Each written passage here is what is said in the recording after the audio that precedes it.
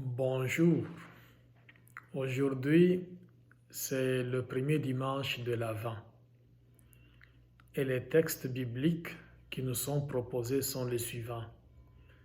Jérémie au chapitre 33, du verset 14 au verset 16. Première épître de Saint Paul apôtre aux Thessaloniciens au chapitre 3, verset 12 jusqu'au chapitre 4, verset 2. Et l'évangile de Luc au chapitre 21, de 25 à 28, de 34 à 36.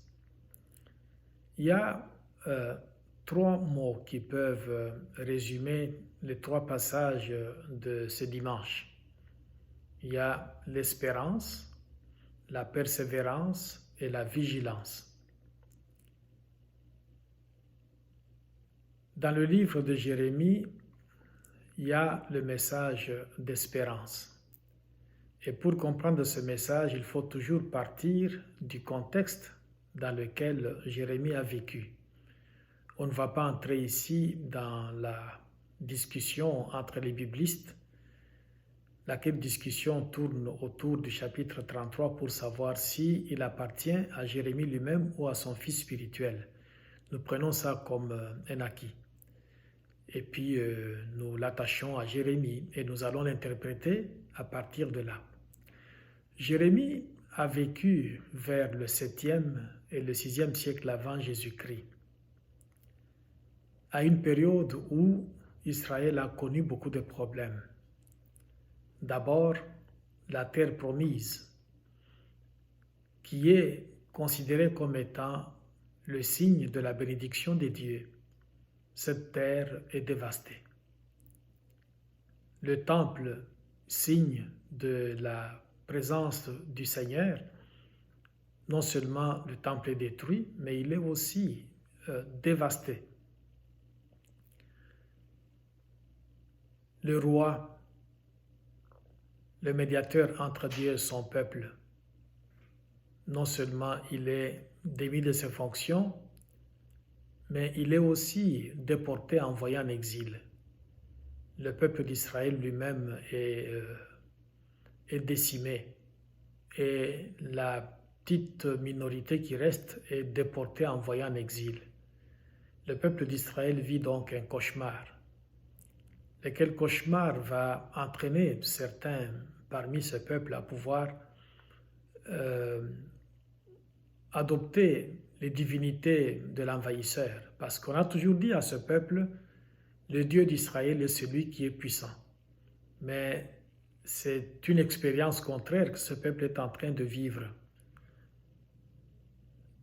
Son envahisseur ou ses envahisseurs vont donner l'impression d'avoir des divinités qui sont beaucoup plus puissantes, au point de pousser certains parmi le peuple d'Israël de pouvoir commencer à adorer les divinités de l'envahisseur. Mais quoi qu'il en soit, c'est dans ce contexte-là que Jérémie va adresser un message à ce peuple. Parole du Seigneur. Voici venir des jours où j'accomplirai la promesse de bonheur que j'ai adressée à la maison d'Israël et à la maison de Juda.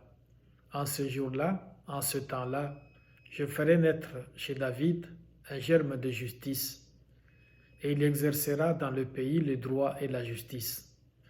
En ce jour-là, Juda sera en sécurité, et voici le nom qu'on lui donnera, le Seigneur est notre justice.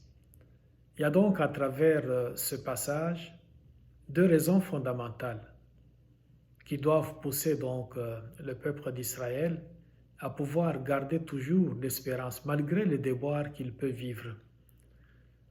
D'abord, c'est qu'on n'a pas le bonheur en comptant sur nos propres efforts.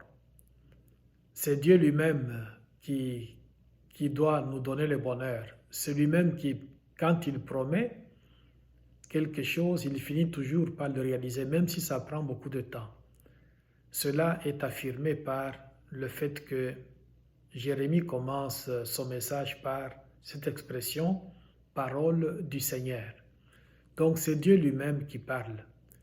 C'est Dieu lui-même qui fait la promesse et quand il le fait, il finit toujours par le réaliser.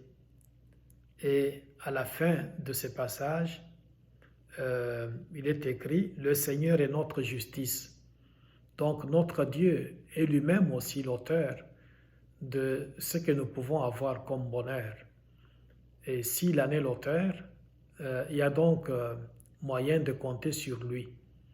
Parce que lui, il finit toujours par réaliser ce qu'il promet. Il y a donc ces raisons-là fondamentales, deux en tout cas, qui sont mentionnées dans ce passage pour pouvoir inciter le peuple à garder toujours l'espérance, à entretenir toujours l'espérance du fait que Dieu est celui qui va réaliser tout ce qu'il a promis, même si cela prend un peu plus de temps.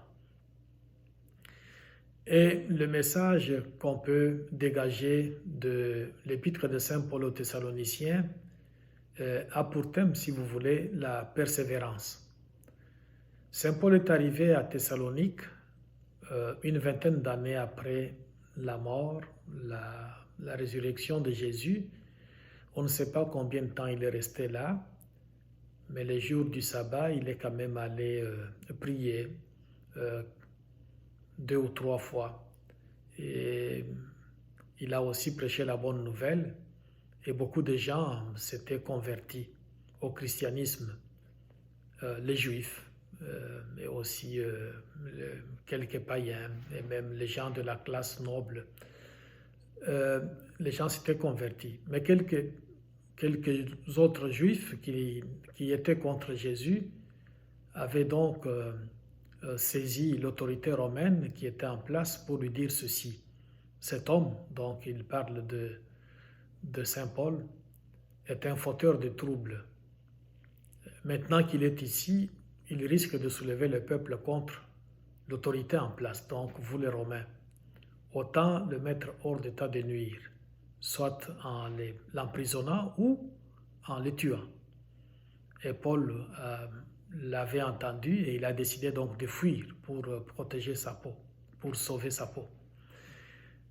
Et comme il s'inquiétait toujours, il voulait toujours savoir ce qui s'était passé à Thessalonique, un jour, à partir d'Athènes, il va envoyer Timothée à Thessalonique afin d'aller vérifier comment les choses se passent là-bas. Timothée va y aller, il va vérifier les choses, il va se rendre compte que tout est correct et quand il va revenir, il va faire un rapport très positif à Paul. Et Paul dit aux Thessaloniciens, il faut donc continuer à tenir bon. Il faut donc persévérer. Et cette persévérance, il faut toujours l'avoir jusqu'au jour où le Christ va revenir. C'est le thème qu'on peut dégager donc à partir de cet épître de Saint Paul aux Thessaloniciens. Et dans l'Évangile, il s'agit de la vigilance. Jésus dit qu'il va revenir à la fin du temps sur la nuée. Et là, il faut qu'il nous trouve non pas dans l'ivresse, dans les soucis du monde, dans les beuveries, mais qu'il nous trouve vigilants et toujours en train de prier, en train d'éveiller, pour que ce jour-là ne nous surprenne pas comme un voleur. Jésus insiste donc là-dessus. Vous savez, au-delà de ces 3 mots qui résument les 3 passages, l'espérance, la persévérance, la vigilance, on peut constater autour de nous qu'il y a des gens qui vivent des choses beaucoup plus difficiles. Mais nous sommes portés, au nom de notre foi, à pouvoir toujours prier pour ces gens-là et au besoin les soutenir avec les mots d'encouragement. C'est comme ça que nous pouvons apporter notre pierre à l'édifice. On va prier les uns pour les autres. On va demander au Seigneur de nous aider pour que nous puissions travailler fort, tout en priant, tout en restant vigilants, qu'on lui demande son esprit, qu'il vienne nous assister pour que nous puissions avoir des mots adéquats à adresser aux gens qui désespèrent, parce que le désespoir, c'est tout ce qu'il faut pour que quelqu'un puisse donc plonger dans le noir. On va prier les uns pour les autres, on va demander au Seigneur cette grâce-là pour que nous puissions rester debout et continuer à espérer malgré toute espérance. Que Dieu donc nous vienne en aide pour cela. Amen.